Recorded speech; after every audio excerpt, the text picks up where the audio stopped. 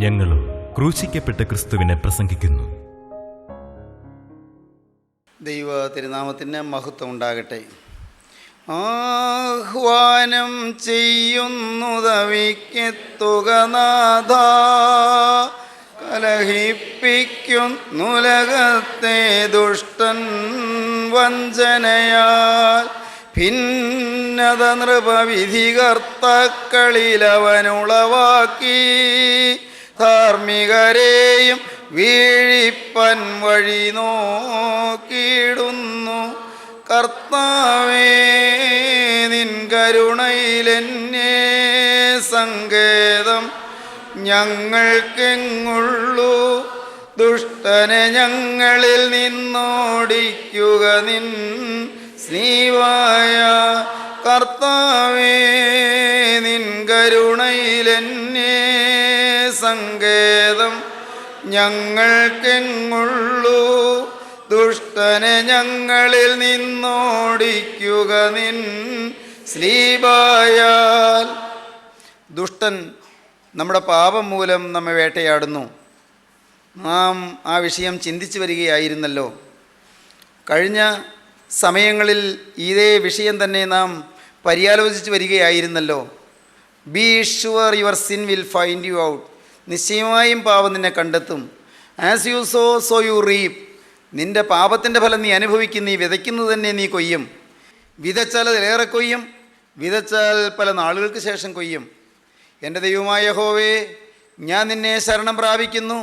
എന്നെ വേട്ടയാടുന്ന എല്ലാവരുടെയും കയ്യിൽ നിന്ന് എന്നെ രക്ഷിച്ച് വിടുവിക്കണമേ. പാപം വേട്ടയാടുന്നു. ഞാൻ മനോഹരമായൊരു കഥ കേട്ടിട്ടുണ്ട്. ലളിതമാണത്. ഒരുപക്ഷെ ഒരു പൊട്ടക്കഥ പോലെ നിങ്ങൾക്ക് തോന്നാം. കാരണം ഈ അല്പം വിദ്യാഭ്യാസമുള്ളവർക്കും മറ്റും ഈ കഥ ഒരു പഴഞ്ചൻ കഥയല്ലേ എന്ന് തോന്നാം. കഥയാണ്. കഥയായതുകൊണ്ട് തന്നെ അത് നടന്നതായിരിക്കണമെന്നുമില്ല. പക്ഷേ ചില സത്യങ്ങൾ പഠിക്കാൻ നല്ലതാണെന്ന് മാത്രം. ഒരു നല്ല വീട്, നല്ല വീടെന്ന് ഞാൻ പറഞ്ഞത് വളരെ വലിയ ഭംഗിയുള്ള, പുറമേ നല്ല ആഡംബര പ്രൗഢിയുള്ള വീടെന്നുള്ള അർത്ഥത്തിലൊന്നുമല്ല. പ്രാർത്ഥനയുള്ള വീട്, വീട്ടിൽ ഉള്ളവരെല്ലാം പരസ്പരം സ്നേഹവും ഐക്യവുമുള്ള വീട്, അതല്ലേ നല്ലത്. നമ്മുടെയൊക്കെ വീടുകൾ അങ്ങനെ ആകേണ്ടതാണ്. നമ്മുടെ എല്ലാവരുടെയും വീടുകൾ, ഭാര്യയും ഭർത്താവും ഐക്യം, മാതാപിതാക്കളും മക്കളും ഐക്യം, സഹോദരങ്ങൾ പരസ്പരം ഐക്യം, ഇതെല്ലാം സ്വപ്നം കണ്ടാൽ മതിയോ? നമ്മുടെ ജീവിതത്തിൽ വേണ്ടേ ആ നല്ല വീട്? അപ്പനുണ്ട്, അമ്മയുണ്ട്, മക്കളുണ്ട്. 4 മക്കൾ. മൂത്ത മക്കൾ 2 പേരും ആൺകുട്ടികളാണ്. മൂന്നാമത്തേതൊരു പെൺകുട്ടിയാണ്. 4-മത്തേത് ഒരു ആൺകുട്ടിയാണ്. ഈ വീട് പ്രാർത്ഥനയുള്ള വീടാണ്. ബൈബിൾ വായിക്കും. അമ്മ കുട്ടികൾക്ക് വേദവാക്യങ്ങൾ പറഞ്ഞു കൊടുക്കുകയും ചെയ്യും. വേദവാക്യങ്ങൾ അവരെക്കൊണ്ട് കാണാതെ പറയിപ്പിക്കും. നല്ല ഭക്തിയുള്ള ഒരു സ്ത്രീ. ഭർത്താവും അതെ. ഈ കുഞ്ഞുങ്ങളും അപ്പൻ്റെ അമ്മയുടെ അനുസരണത്തിൽ തന്നെയാണ്. അതൊക്കെ എന്തൊരു ഐശ്വര്യമാണല്ലേ. അപ്പൻ്റെ അമ്മയുടെ അനുസരണത്തിൽ മക്കൾ, എന്തൊരു ഐശ്വര്യമാണത്, ഭാഗ്യമാണ്. അങ്ങനെയുള്ള കുടുംബങ്ങൾ തന്നെ എന്തൊരു അനുഗ്രഹമാണ് നാടിന്. ആ കുടുംബത്തിൽ എന്തൊരു ഐശ്വര്യമാണ്, എന്തൊരു സമാധാനമാണ്, എന്തൊരു ശാന്തിയാണ്. ഇതെല്ലാം കേൾക്കുമ്പോൾ നിങ്ങളുടെ മനസ്സിൽ വാസ്തവത്തിൽ ഒരു ചെറിയ കൊതി ഊറി വരും. എൻ്റെ ദൈവമേ, എൻ്റെ വീട് അങ്ങനെ ഒന്നായിരുന്നെങ്കിൽ. എല്ലാവരും തമ്മിൽ ഐക്യവും, oneness and harmony in my home life. എൻ്റെ വീട്ടിൽ വൺനെസ് ആൻഡ് ഹാർമണി, ആ ഒരു മനസ്സ് കിട്ടിയിരുന്നെങ്കിൽ. അനേകം കുടുംബങ്ങൾ അങ്ങനെയല്ല. ഭാര്യയും ഭർത്താവും തമ്മിൽ വഴക്ക്, ഇഷ്ടക്കേട്, മുഷിച്ചിൽ, അഭിപ്രായ വൈവിധ്യം, മാതാപിതാക്കളും മക്കൾ തമ്മിൽ ഇഷ്ടക്കുറവ്, അപ്പൻ യോഗത്തിന് പോരുമ്പോൾ അല്ലെങ്കിൽ അമ്മ യോഗത്തിന് പോരുമ്പോൾ മക്കൾ വഴക്കടിക്കുക, പിണങ്ങുക. അല്ല, അമ്മ പ്രാർത്ഥിക്കാനിരിക്കുമ്പോൾ മക്കൾ സിനിമാ പാട്ട് വെച്ച് കേൾപ്പിക്കുക. ഉണ്ടല്ലോ. എല്ലാം കേടുകളാണ്, കെടുതികളാണ്, നഷ്ടമാണ്, അപകടവുമാണ്, നാശവുമാണ്. ഈ വീട് അങ്ങനെയല്ല, അനുഗ്രഹിക്കപ്പെട്ടൊരു വീട്. ഈ വീട്ടിൽ ഒരു ദിവസം അമ്മ വിചാരിച്ചു ഈ കുഞ്ഞുങ്ങളെ ഒരു നല്ല പാഠം പഠിപ്പിക്കണമെന്ന്. കുഞ്ഞുങ്ങളെ 4 പേരെയും വിളിച്ചു. മക്കളെ, നിങ്ങൾക്ക് ഞാനൊരു സമ്മാനം തരാൻ ഉദ്ദേശിക്കുന്നുണ്ട്. എന്തിനാ അമ്മേ? ഇപ്പോൾ ടെസ്റ്റ് തരാം, ടെസ്റ്റ് ജയിക്കണം. എന്താ ടെസ്റ്റ്? ടെസ്റ്റ് ജയിക്കുന്നയാൾക്ക് സമ്മാനം, നല്ല സമ്മാനം തരാം. എന്താ ടെസ്റ്റ്? എന്താ?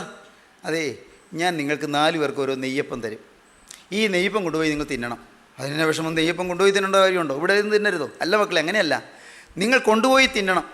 എവിടെ വേണമെങ്കിലും പോയിരിക്കാം. ഉടയമ്പരം കാണാതെ തിന്നണം. ദൈവം കാണാതെ തിന്നിട്ട് വരണം. അത്രയേ ഉള്ളൂ. ദൈവം കാണാതെ തിന്നിട്ട് വന്നാൽ നിങ്ങൾക്ക് സമ്മാനം. പിള്ളേർ 4 പാട് കൂടി അപ്പവുമായിട്ട്. കുറേ കഴിഞ്ഞപ്പോൾ മൂത്ത മോൻ വരുന്നു. അമ്മേ, ഞാൻ തിന്നു കേട്ടോ. മോൻ എവിടെ വെച്ചാൽ തിന്നത്? അതെ അമ്മേ, ഞാൻ നമ്മുടെ ആ പറമ്പിൻ്റെ അങ്ങ് ആ മൂലയ്ക്കൽ അവിടെ ഒരു മാവ് നിൽപ്പില്ലേ, ചുറ്റുപടി ഇലകളും കൊമ്പുകളൊക്കെ ഉള്ള മാവ്. ഞാൻ അതിൻ്റെ മുകളിൽ കയറി അതിൻ്റെ മറവിൽ ഒളിച്ചിരുന്ന് ആ ഇലകളുടെയും കൊമ്പുകളുടെയൊക്കെ ഇടയ്ക്ക് ഒളിച്ചിരുന്ന് ഇട തിന്നു. എന്നിട്ട് ഞാൻ ഇറങ്ങിപ്പോന്നു. എൻ്റെ മോനെ, നീ ഓർക്കുന്നില്ലേ സക്കായി അത്തിമരത്തിൻ്റെ മുകളിൽ ഒളിച്ചിരുന്നപ്പോൾ നമ്മുടെ കർത്താവ് കണ്ടു എന്ന്? അവനിതുപോലെ ഇലകളും ഇലച്ചിലുകളും കൊമ്പുകളും ഉള്ള അത്തിമരത്തിൻ്റെ മറവിലിരുന്നപ്പോൾ കർത്താവ് കണ്ടില്ലേ? നീ തോറ്റുപോയി, നിനക്ക് സമ്മാനമില്ല. രണ്ടാമൻ വന്നു, അമ്മേ ഞാൻ അപ്പം തിന്നു കേട്ടോ. ദൈവം കാണാതെയാണോ മോനെ തിന്നത്? ആണ്, ദൈവം കാണാതെ. ആട്ടെ, നീ എവിടെ വെച്ചാണ് തിന്നത്? ഞാൻ നമ്മുടെ കുളിക്കുന്ന കുളത്തിലേക്ക് അങ്ങ് ചാടി. കുളത്തിൽ ചാടി വെള്ളത്തിൽ മുങ്ങിക്കിടന്നുകൊണ്ട് അപ്പം തിന്നു, എന്നിട്ട് പൊങ്ങി വന്നു. എൻ്റെ മോനെ, നീ ഓർക്കുന്നില്ലേ യോനാ പ്രവാചകൻ വെള്ളത്തിൻ്റെ അടിയിലേക്ക് കപ്പലിൽ നിന്നെടുത്ത് എറിഞ്ഞപ്പോൾ കപ്പലിൻ്റെ അടിയിൽ യോനായുടെ പ്രാർത്ഥന ദൈവം കേട്ടു, ദൈവം യോനായെ കണ്ടു. മാത്രമല്ല, അങ്ങ് വെള്ളത്തിൻ്റെ അടിയിലേക്ക് പോയി കഴിഞ്ഞപ്പോൾ അവിടെയും ദൈവം യോനായെ കണ്ടു. അതുമല്ല, മത്സ്യത്തിൻ്റെ വയറ്റിൽ ചെന്നപ്പോൾ അവിടെയും യോനായുടെ പ്രാർത്ഥന കേട്ടു, യോനായെ ദൈവം കണ്ടു. സ്വർഗത്തിൽ ദൈവത്തെ മറയ്ക്കാൻ പറ്റിയില്ലല്ലോ, ദൈവം കണ്ടല്ലോ. നീയും മാറി നിൽക്കുക. അവനും മാറി. മോള് അവൾ വന്നു, അമ്മേ ഞാൻ അപ്പം തിന്നു കേട്ടോ. എൻ്റെ മോളെ, നീ എവിടെ വെച്ചാൽ തിന്നത്? ദൈവം കാണാതെയാണോ? അതെ, ദൈവം കാണാതെയാണ് തിന്നത്. എവിടെ വെച്ചാൽ തിന്നത്? ഞാനേ നമ്മുടെ പുരയ്ക്കകത്ത് കയറി. നമ്മുടെ അറമുറിയില്ലേ, നിലവറ, ഞാൻ നിലവറയ്ക്കകത്തേക്ക് അങ്ങ് ഇറങ്ങി. കുറ്റിയിരുട്ട്. ഈ പഴയ തറവാടുകളിൽ അറയുണ്ട്. ആ അറയുടെ അങ്ങ് അകത്തേക്ക് ഇറങ്ങിയിട്ട് ഭയങ്കര കുരിരുട്ടാണ്. ആ ഇരുട്ടത്തിരുന്ന് ഞാൻ അപ്പം തിന്നിട്ട് ഞാൻ കയറിപ്പോന്നു. മോളെ, ഓർക്കുന്നില്ലേ ഞാൻ കഴിഞ്ഞ സമയത്തല്ലേ നിങ്ങൾക്കൊരു വാക്യം പറഞ്ഞു തന്നിരുന്നു, നിലവറയ്ക്കകത്ത് പറഞ്ഞത് പുരമുകളിൽ ഘോഷിക്കുമെന്ന്. നിലവറയ്ക്കകത്ത് പറഞ്ഞത് പുരമുകളിൽ ഘോഷിക്കും. മോളെ, ഈ കർത്താവ് കണ്ടല്ലോ. തിരുവചനം അങ്ങനെയല്ലേ പറയുന്നത്. ഇങ്ങനെ ഇരിക്കുമ്പോഴുണ്ട് ഈ ഇളയ മോനുണ്ടല്ലോ, ഏറ്റവും കൊച്ചുമോൻ, അവനിങ്ങനെ പമ്മി വരികയാണ്. അവനൊരു ഉത്സാഹമില്ല, ഏതാണ്ട് മുഖം വാടി തളർന്ന് മ്ലാനായിട്ടാണ് വരവ്. വളരെ പയ്യെ വരുന്നു. മോനെ, എന്താ നിൻ്റെ മുഖത്തൊരു ക്ഷീണം? എനിക്ക് സമ്മാനം വേണ്ട. അതെന്താ? ഞാൻ അപ്പം തിന്നില്ല. അതെന്താ? ഞാൻ എവിടെ പോയിരുന്നാലും ദൈവം എന്നെ കാണുന്നു എന്നൊരു ചിന്തയാണ് എനിക്ക്. എവിടെ പോയി ഒളിച്ചിരുന്നാലും ദൈവം എന്നെ കാണുന്നു. എവിടെ മറിഞ്ഞിരുന്നാലും ദൈവം എന്നെ കാണുന്ന എൻ്റെ ചിന്ത. എനിക്ക് തിന്നാൻ പറ്റിയില്ല. അമ്മ കഴിഞ്ഞ പ്രാവശ്യം പറഞ്ഞു തന്ന് ഓർക്കുന്നുണ്ടോ? ദൈവമേ നീ എന്നെ കാണുന്നു എന്ന് ഉൽപ്പത്തി പുസ്തകത്തിലൊരു വാക്യം ഓർക്കുന്നുണ്ടോ? ആ വാക്യം എൻ്റെ മനസ്സിൽ വരിക. ദൈവമേ നീ എന്നെ കാണുന്നു. അമ്മ വേറൊരു വാക്യം എനിക്ക് പറഞ്ഞെന്ന് ഓർക്കണ്ടോ? എന്നെ കാണുന്നവനെ ഞാൻ ഇവിടെയും കണ്ടുവോ. അയ്യോ, ഈ വാക്യങ്ങളൊക്കെ എൻ്റെ മനസ്സിലേക്ക് വന്നപ്പോൾ ദൈവത്തിൻ്റെ വചനം വള്ളിയും പുള്ളിയും മാറാത്തതല്ലേ, അതുകൊണ്ട് എനിക്ക് തിന്നാൻ പറ്റിയില്ല. അതാണ്ട് അപ്പം അമ്മ പിടിച്ചോ, എനിക്ക് സമ്മാനവും വേണ്ട. അമ്മ അവനെ വാരിയെടുത്തു. അവൻ്റെ നെറുകയിൽ ഉമ്മ വെച്ചു. അവനെ ചേർത്തണച്ചു. അമ്മ പറഞ്ഞു, മോനെ നിനക്കാ സമ്മാനം, നീയാ ജയിച്ചത്. എൻ്റെ മോനെ, ഈ സത്യം നിങ്ങളെ പഠിപ്പിക്കാനാണ്. പിള്ളേർ 4 പേരെ അമ്മ വിളിച്ചു. 4 പേരെയും ചേർത്തിരുത്തി അമ്മ ഈ വാക്യം പറഞ്ഞു കേൾപ്പിച്ചു. ദൈവമേ നീ എന്നെ കാണുന്നു. പ്രിയപ്പെട്ടവരെ, ഇതൊരു പഴഞ്ചൻ കഥയായിരിക്കും. ഈ കഥയ്ക്ക് വലിയ ശാസ്ത്രീയമായ മൂല്യങ്ങളോ അതല്ലെങ്കിൽ ഏതെങ്കിലും വലിയ ഗരിമയുടെ ഗാംഭീര്യമോ ഒന്നും കണ്ടുവന്ന് വരികയില്ല. പക്ഷേ ഒരു സത്യമുണ്ട്, ദൈവം നമ്മെ കാണുന്നു. ഉടയമ്പുരാനെ മറയ്ക്കാൻ നോക്കരുത്. ദൈവത്തെ മറയ്ക്കാൻ സാധ്യമല്ല. രഹസ്യമായി പലതും ചെയ്യുന്നവരില്ലേ, രഹസ്യമായി പാപം ചെയ്യുന്നവരില്ലേ, രഹസ്യമായി വഞ്ചന നടത്തുന്നവരില്ലേ, രഹസ്യമായി കള്ളത്തരം ചെയ്യുന്നവരില്ലേ, രഹസ്യമായി സൂത്രങ്ങൾ പ്രയോഗിക്കുന്നവരില്ലേ, രഹസ്യമായി ഗൂഢാലോചനകൾ നടത്തുന്നവരില്ലേ, രഹസ്യമായി ഉപായങ്ങൾ സങ്കല്പിക്കുന്നവരില്ലേ, രഹസ്യമായി വൃത്തികേടുകൾ ചെയ്യുന്നവരില്ലേ. എന്തെല്ലാം കള്ളക്കേസുകൾ, അഴിമതികൾ, കൈക്കൂലികൾ, വൃത്തികേടുകൾ. പ്രിയപ്പെട്ടവരെ, പുറത്തു പറയാൻ അറയ്ക്കുന്നതായ കാര്യങ്ങൾ പോലും രഹസ്യമായി ചെയ്തുകൊണ്ട് മിടുക്കന്മാരായി നടക്കുന്ന ആളുകളില്ലേ, മാന്യന്മാർ ചമഞ്ഞ് നടക്കുന്ന ആളുകളില്ലേ. പക്ഷേ ദൈവത്തെ മറയ്ക്കാൻ സാധ്യമല്ല. Be sure your sin will find you out. നിശ്ചയമായും നിൻ്റെ പാപം നിന്നെ കണ്ടെത്തും. As you sow you reap. നീ വിതയ്ക്കുന്നത് നീ കൊയ്യും. വിതച്ചാൽ അത് തന്നെ കൊയ്യും, വിതച്ചാൽ അതിലേറെ കൊയ്യും, വിതച്ചാൽ പല നാളുകൾക്ക് ശേഷം കൊയ്യും. എൻ്റെ ദൈവമായ യഹോവേ, ഞാൻ നിന്നെ ശരണം പ്രാപിക്കുന്നു. എന്നെ വേട്ടയാടുന്ന എല്ലാവരുടെയും കയ്യിൽ നിന്ന് എന്നെ രക്ഷിച്ച് വിടുവിക്കണമേ. സഹോദരീ സഹോദരങ്ങളെ, നിങ്ങൾ ദയവായി ഒന്ന് ചിന്തിക്കൂ. നിങ്ങളുടെ ജീവിതത്തിൽ പാപം നിങ്ങളെ വേട്ടയാടുന്ന അനുഭവം നിങ്ങൾക്കുണ്ടോ? പാപം നിങ്ങളെ കണ്ടെത്തുവാൻ നിങ്ങളുടെ പിന്നാലെ പതിയിരിക്കുന്നുണ്ടോ എന്ന് നിങ്ങൾ അറിയുന്നുണ്ടോ? പാപത്തിൻ്റെ കാരണക്കാരനായ പിശാച് നിങ്ങളെ അപകടത്തിൽ വീഴിക്കുവാൻ, നിത്യ അന്ധകാരത്തിലേക്ക് തള്ളിയിടുവാൻ, നിത്യ നരക തീപ്പൊയ്യയിലേക്ക് നിങ്ങളെ നശിപ്പിച്ച് കളയുവാനായി അവൻ കെണികൾ ഒരുക്കുന്നത് നിങ്ങൾ അറിയുന്നുണ്ടോ? പാപത്തിൻ്റെ ഭീകരമായ ഭയാനകമായ ആക്രമണത്തിൽ ദൈവജനമേ, നിങ്ങൾ ജീവിതമാകെ വലഞ്ഞുലഞ്ഞ് തകർന്നു പോകുവാൻ ഇടവരുമെന്നുള്ള മഹാസത്യം നിങ്ങൾ അറിയുന്നുണ്ടോ? പാപം നിങ്ങളെ പിടികൂടുന്നതിന് മുൻപ്, പാപം നിങ്ങളെ വേട്ടയാടി പിടികൂടുന്നതിന് മുൻപ് അതിവേഗം പാപത്തെ കണ്ടെത്തിക്കൊള്ളൂ, പാപത്തെ ഏറ്റുപറഞ്ഞ് ഉപേക്ഷിച്ചുകൊള്ളൂ. വേദപുസ്തകം പറയുന്ന ചില വ്യക്തമായ കാര്യങ്ങളുണ്ട്. ഈ ബൈബിൾ പറയുന്നത് ലംഘനങ്ങളെ മറച്ചു വയ്ക്കുന്നതിന് ശുഭം വരികയില്ല എന്നാണ്. സദൃശവാക്യങ്ങളുടെ പുസ്തകം 28-ാം അധ്യായം 13-ാം വാക്യം അങ്ങനെയാണ് വായിക്കുന്നത്: ലംഘനങ്ങളെ മറച്ചു വയ്ക്കുന്നവന് ശുഭം വരികയില്ല, അവയെ ഏറ്റുപറഞ്ഞ് ഉപേക്ഷിക്കുന്നവനോ കരുണ ലഭിക്കും. ആർക്കാണ് കരുണ ലഭിക്കുന്നത്? ഏറ്റുപറഞ്ഞാൽ പോരാ, ഉപേക്ഷിക്കണം. ഏറ്റുപറഞ്ഞ് ഉപേക്ഷിക്കണം. പക്ഷേ അതിനൊരു വ്യവസ്ഥയുണ്ട്. ഏറ്റുപറഞ്ഞ് ഉപേക്ഷിക്കുവാനുള്ളൊരു വ്യവസ്ഥയുണ്ട്. ദാവീദ് ഏറ്റുപറയുമ്പോൾ ദാവീദ് ആ വ്യവസ്ഥ കണ്ടെത്തി. ദൈവമേ, തകർന്നു നുറുങ്ങിയതുമായ ഹൃദയത്തെ എൻ്റെ ദൈവമേ നീ നിരസിക്കുന്നില്ലല്ലോ. ഏറ്റുപറഞ്ഞാൽ പോരാ, ഉപേക്ഷിച്ചാൽ പോരാ, മേലിൽ ആവർത്തിക്കുകയിലും തീരുമാനിച്ചാൽ പോരാ. തകർന്ന ഹൃദയത്തോടെ, അനുതാപമുള്ള ഹൃദയത്തോടെ, മനസ്താപമുള്ള ഹൃദയത്തോടെ, അയ്യോ തെറ്റുപറ്റിപ്പോയി എന്ന മനോഭാവത്തോടെ വിനയപൂർവ്വം അനുതപിക്കുകയും പശ്ചാത്തപിക്കുകയും ചെയ്ത് ഏറ്റുപറയണം. ഏറ്റുപറയുന്നതിന് പിന്നെയും ഉണ്ട് വ്യവസ്ഥ. എന്താണ് പറയുന്നത്? യോഹന്നാൻ്റെ 1-ാമത്തെ ലേഖനം 7-ാം വാക്യം മുതൽ വായിക്കുമ്പോൾ കാണാം, നമ്മുടെ പാപങ്ങളെ നാം ഏറ്റുപറയുന്നുവെങ്കിൽ അവൻ നമ്മോട് പാപങ്ങളെ ക്ഷമിച്ച് സകല അനീതിയും പോക്കി നമ്മെ ശുദ്ധീകരിപ്പാൻ തക്കവണ്ണം വിശ്വസ്തനും നീതിമാനുമാകുന്നു എന്ന്. നമ്മുടെ പാപങ്ങളെ നാം ഏറ്റുപറയുന്നുവെങ്കിൽ അവൻ നമ്മോട് പാപങ്ങളെ ക്ഷമിച്ച് സകല അനീതിയും പോക്കി നമ്മെ ശുദ്ധീകരിപ്പാൻ തക്കവണ്ണം വിശ്വസ്തനും നീതിമാനുമാകുന്നു. ഏറ്റുപറയണം, ഉപേക്ഷിക്കണം, മേലിൽ വരാതെ നോക്കണം. പോരാ, തകർന്നു നുറുങ്ങുന്ന ഹൃദയത്തോടെ ഏറ്റുപറയണം. അതും പോരാ, എങ്ങനെയാണ് ഏറ്റുപറയേണ്ടതെന്ന് പറയുന്നു. അത് യോശുവയുടെ പുസ്തകം 7-ാം അധ്യായം 19-ാം വാക്യം പറയും. യോശുവ ആഖാനോട്, മകനെ, ഇസ്രായേലിൻ്റെ ദൈവമായ യഹോവയ്ക്ക് മഹത്വം കൊടുത്ത് അവനോട് ഏറ്റുപറയുക, നീ എന്തു ചെയ്തു എന്ന് പറയുക, എന്നോട് മറച്ചു വയ്ക്കരുത്. ദൈവത്തോട് ഏറ്റുപറയുക, ദൈവത്തിൻ്റെ അഭിഷിക്തനോട് മറച്ചു വയ്ക്കരുത്. ദൈവത്തോട് ഏറ്റുപറയുക, ദൈവത്തിൻ്റെ വ്രതനോട് മറച്ചു വയ്ക്കരുത്. മകനെ, ഇസ്രായേലിൻ്റെ ദൈവമായ യഹോവയ്ക്ക് മഹത്വം കൊടുത്ത് അവനോട് ഏറ്റുപറയുക, നീ എന്തു ചെയ്തു എന്ന് പറയുക, എന്നോട് മറച്ചു വയ്ക്കരുത് എന്ന് പറഞ്ഞു. പ്രിയപ്പെട്ടവരെ, ഏറ്റുപറയുന്നതിൻ്റെ വിവിധ പടികൾ, ഏറ്റുപറയുന്നതിൻ്റെ വിവിധ പടവുകൾ, ഏറ്റുപറയുന്നതിൻ്റെ വിവിധ സ്റ്റെപ്പുകൾ. പാപം മോചിക്കപ്പെടും. അപ്പോൾ എന്ത് സംഭവിക്കുമെന്ന് യോഹന്നാൻ ശ്ലീഹാ പറയും. യോഹന്നാൻ്റെ 1-ാമത്തെ ലേഖനം 1-ാം അധ്യായത്തിൻ്റെ 9-ാം വാക്യം, നമ്മുടെ പാപങ്ങളെ ഏറ്റുപറയുന്നുവെങ്കിൽ അവൻ നമ്മോട് പാപങ്ങളെ ക്ഷമിച്ച് സകല അനീതിയും പോക്കി നമ്മെ ശുദ്ധീകരിപ്പാൻ തക്കവണ്ണം വിശ്വസ്തനും നീതിമാനുമാകുന്നു.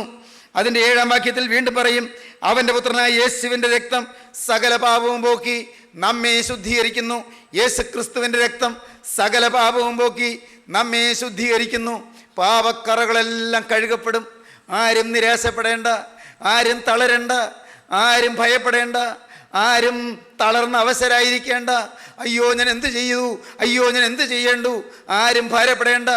2000-ലേറെ വർഷം മുൻപ് അന്ന് സിഹിയോൻ മാളികയിൽ 120-ലേറെ ആളുകൾ കൂടി വന്നിരിക്കുകയായിരുന്നു. 120-ലേറെ ആളുകൾ, ആ ആളുകൾ കൂടി വന്നിരിക്കുകയായിരുന്നു. അന്ന് യെരൂശലേം ദേവാലയ പരിസരങ്ങളിൽ ഇതാ ആയിരക്കണക്കിന് ആളുകൾ തമ്പടിച്ചിരിക്കുകയാണ്. അത് ഒരു പെന്തിക്കോസ്തി പെരുന്നാളാണ്. ആ വലിയ പെരുന്നാൾ ദിവസം യഹൂദന് 3 വലിയ പെരുന്നാളാണുള്ളത്. ഒന്ന് പെന്തിക്കോസ്തി പെരുന്നാൾ, മറ്റൊന്ന് കൂടാര പെരുന്നാൾ, മൂന്നാമത്തേത് പെസഹ പെരുന്നാൾ. ഈ 3 പെരുന്നാളിൽ ഒന്നായ പെന്തിക്കോസ്തി പെരുന്നാൾ ദിവസം നാനാദേശങ്ങളിൽ നിന്ന് എല്ലാ യഹൂദന്മാരും വന്ന് കൂടിയിരിക്കുകയാണ്. അപ്പോഴാണ് അവിടെ അടുത്തുള്ള സിഹിയോൻ മാളികയിൽ നിന്ന് ഒരു ആരവാരം കേൾക്കുന്നു. ആദ്യം കേട്ടു തുടങ്ങിയത് ഒരു വലിയ കൊടുങ്കാറ്റിൻ്റെ ശബ്ദമാണ്. ഒരു കൊടുങ്കാറ്റടിക്കുന്നു, ചുഴലിക്കാറ്റ് വീശുന്നത് പോലെ. എന്താണ് ഈ കേൾക്കുന്നത്? അവിടെ യെരൂശലേം ദേവാലയ പരിസരത്ത് അടിച്ചുകൂടിയിരുന്ന ജനം ശ്രദ്ധിച്ചു, ഏതോ ഒരു വലിയ കാറ്റടിക്കുന്നല്ലോ, എന്തോ ഒരു കാറ്റിൻ്റെ ശബ്ദം, hissing noise of A Storm, വലിയ ചീറുന്ന ശബ്ദം, കാറ്റിൻ്റെ, കൊടുങ്കാറ്റിൻ്റെ ഭയാനകമായ ശബ്ദം. അവർ കാതോർത്തു. അപ്പോഴിതാ വലിയ ആരവാരം, എന്തെല്ലാമോ ശബ്ദം, വലിയ ആഘോഷത്തിമിർപ്പ്. ഇതെന്താണ്? ആളുകൾ ഓടി. 3000-ലേറെ ആളുകൾ അങ്ങോട്ട് ഓടി. അപ്പോഴുണ്ട് പ്രിയപ്പെട്ടവരെ, അന്ന് ഈ ആളുകൾ അവിടെ ചെല്ലുമ്പോഴുണ്ട് അവിടെ അപ്പോസ്തലനായ പത്രോസ് എഴുന്നേറ്റ് നിന്ന് ദൈവത്തിൻ്റെ വചനം പറയുകയാണ്. ദൈവവചനം പറയുകയാണ്. പഴയ നിയമത്തിൽ യോവേൽ പ്രവാചകന്റെ പുസ്തകത്തിൽ നിന്ന് ഉദ്ധരിച്ചുകൊണ്ട് അപ്പോസ്തലനായ പത്രോസ് ദൈവത്തിൻ്റെ വചനം പറയുകയാണ്. അന്ത്യകാലത്ത് ഞാൻ സകല ജഡത്തിന്മേലും എൻ്റെ ആത്മാവിനെ പകരുമെന്ന് യോവേൽ പ്രവചനത്തിലുള്ള വാക്യം ഉദ്ധരിച്ചുകൊണ്ട് ആ വേദഭാഗം അത് ഉയർത്തിക്കൊണ്ട് അപ്പോസ്തലൻ പറയുകയാണ്. അപ്പോസ്തലനായ പത്രോസ് 11 എഴുന്നേറ്റ് നിന്നു എന്നാണ് നാം വായിക്കുന്നത്. ഇങ്ങനെ പറഞ്ഞു. ആ പറഞ്ഞ് പ്രസംഗം ഏതാനും വാക്യങ്ങളെ ഉണ്ടായുള്ളൂ. ദീർഘമായ പ്രസംഗമായിരുന്നില്ല, വലിയ നീണ്ട പ്രസംഗമായിരുന്നില്ല. പുറമേ നോക്കിയാൽ ആ പ്രസംഗത്തിന് വലിയ കൊഴുപ്പോ മെഴുപ്പോ ഉണ്ടായിരുന്നില്ല. വലിയ പാണ്ഡിത്യ പ്രകർഷമോ വേദശാസ്ത്ര പാരംഗതമായ ഏതെങ്കിലും വലിയ അനുഭൂതിപ്രദമായ വലിയ നിഷ്കർഷയോ അതിനകത്ത് കാണാൻ പറ്റുകയില്ല. എന്നാൽ ആ പ്രസംഗത്തിൽ 3 കാര്യം പറഞ്ഞു. നിങ്ങൾ നസ്രായനായ യേശുവിനെ ക്രൂശിച്ചു, ദൈവമോ അവനെ ഉയർത്തെഴുന്നേൽപ്പിച്ചു, ഞങ്ങൾ അതിന് സാക്ഷികൾ. പ്രസംഗം ഇത്രയേ ഉള്ളൂ. 3 കാര്യം. നിങ്ങൾ നസ്രായനായ യേശുവിനെ ക്രൂശിച്ചു, ദൈവം അവനെ ഉയർത്തെഴുന്നേൽപ്പിച്ചു, ഞങ്ങൾ അതിന് സാക്ഷികൾ. ഈ 3 കാര്യം അത് മാത്രം ചുരുക്കമായി പറഞ്ഞു കഴിഞ്ഞു. പത്രോസ്ലീഹ ഇരുന്നില്ല. ഇതാ ജനത്തിൽ ഒരു മർമ്മര ശബ്ദം. ജനം ഏങ്ങലടിച്ചു. അവർ പറയുകയാണ്, സഹോദരന്മാരായ പുരുഷന്മാരെ, ഞങ്ങൾ എന്തു ചെയ്യേണ്ടു? എങ്ങനെ ഞങ്ങളുടെ പാപം മാറും? യേശുവിനെ ക്രൂശിച്ച പാപം എങ്ങനെ മാറും? ഞങ്ങളുടെ പാപം ഞങ്ങളെ വേട്ടയാടുന്നു, അത് ഞങ്ങളെ എങ്ങനെ വിട്ടുമാറും? ദൈവജനമേ, ഈ സമയത്ത് ഞാൻ വളരെ എളിമയോടെ നിങ്ങൾ അറിയിക്കട്ടെ, എൻ്റെ പാപം എങ്ങനെ മാറുമെന്ന് ചിന്തിക്കാൻ നിങ്ങൾക്ക് തോന്നുന്നു എങ്കിൽ പാപത്തിന് പരിഹാരമുണ്ട്, പാപത്തിന് മോചനമുണ്ട്, പാപത്തിൽ നിന്ന് നിങ്ങൾക്കൊരു ഉദ്ധാരണം ലഭിക്കും. ഓർക്കൂ, പാപത്തിൽ നിന്ന് മോചനം തരാൻ യേശുക്രിസ്തു ജീവിക്കുന്നുണ്ട്. ഇതാ ഈ തിരുവചനം തന്നെ പറയും, തങ്ങൾ കുത്തിയിട്ടുള്ളവെങ്കിലേക്ക് അവർ നോക്കും. തങ്ങൾ കുത്തിയിട്ടുള്ളവെങ്കിലേക്ക്, തങ്ങൾ ക്രൂശിച്ചവനിലേക്ക് നോക്കുമ്പോൾ ഇതാ മാലിന്യത്തിൻ്റെ പരിഹാരത്തിന് വേണ്ടി ഒരു ഉറവ തുറക്കുന്നത് വെളിപ്പെടും. അതാണ് സഖരിയ പ്രവചനത്തിൽ നാം കാണുന്നത്. സഖരിയാവിൻ്റെ പ്രവചനം 12-ാം അധ്യായത്തിൻ്റെ 10-ാം വാക്യം അങ്ങനെയാണ്: ഞാൻ ദാവീദ് ഗൃഹത്തിന്മേലും യെരൂശലേം നിവാസികളുടെ മേലും കൃപയുടെയും യാചനകളുടെയും ആത്മാവിനെ പകരും. തങ്ങൾ കുത്തിയിട്ടുള്ളവെങ്കിലേക്ക് അവർ നോക്കും. ഏകജാതിനെ കുറിച്ച് വിലപിക്കുന്നത് പോലെ അവർ അവനെക്കുറിച്ച് വിലപിക്കും. ആദ്യജാതിനെ കുറിച്ച് വ്യസനിക്കുന്നത് പോലെ അവർ അവനെക്കുറിച്ച് വ്യസനിക്കും. കുത്തിയിട്ടുള്ളവെങ്കിലേക്ക് അവർ നോക്കും. ദൈവജനമേ, നിങ്ങൾ ക്രൂശിച്ച യേശുവിങ്കിലേക്ക് നിങ്ങൾ പ്രത്യാശയോടെ ഇപ്പോഴും നോക്കുമോ? വിശ്വാസത്തിൻ്റെ നായകനും പൂർത്തി വരുത്തുന്നതിനുമായ യേശുവിങ്കിലേക്ക് നിങ്ങൾ നോക്കുമോ? നിങ്ങളെ കടിച്ച തീപ്പാമ്പ് എവിടെയാണ് കടിച്ചതെന്ന് നോക്കണ്ട. ആ തീപ്പാമ്പ് എങ്ങോട്ടാണ് പോയതെന്ന് നോക്കണ്ട. പിന്നെ ആരെയെല്ലാം കടിച്ചു എന്ന് നിങ്ങളിപ്പോൾ നോക്കണ്ട. നിങ്ങളെ കടിച്ച ആ തീപ്പാമ്പ് അല്ലെങ്കിൽ അഗ്നിസർപ്പം ആ മരുഭൂമിയിൽ കൂടി പോയ ജനത്തെ അന്ന് ആക്രമിച്ച ആ വലിയ ഘോരബാധയായ അഗ്നിസർപ്പം എവിടെ കടിച്ചുവെന്നോ, കടിച്ച കോഴവായ എങ്ങനെ ഇരിക്കുന്നുവെന്നോ, വിഷം എത്ര കണ്ട് കയറിയെന്നോ ഒന്നും നിങ്ങൾ പരിശോധിക്കേണ്ട. നിങ്ങൾ ഒന്ന് മാത്രം ചെയ്താൽ മതി. അവിടെ ഒരു പിച്ചള പാമ്പിനെ നാട്ടിയിട്ടുണ്ട്. അവിടെ പാളയത്തിന് നടുക്ക് ഒരു താമ്ര സർപ്പത്തെ ഉയർത്തിയിട്ടുണ്ട്, പിച്ചള സർപ്പത്തെ ഉയർത്തിയിട്ടുണ്ട്.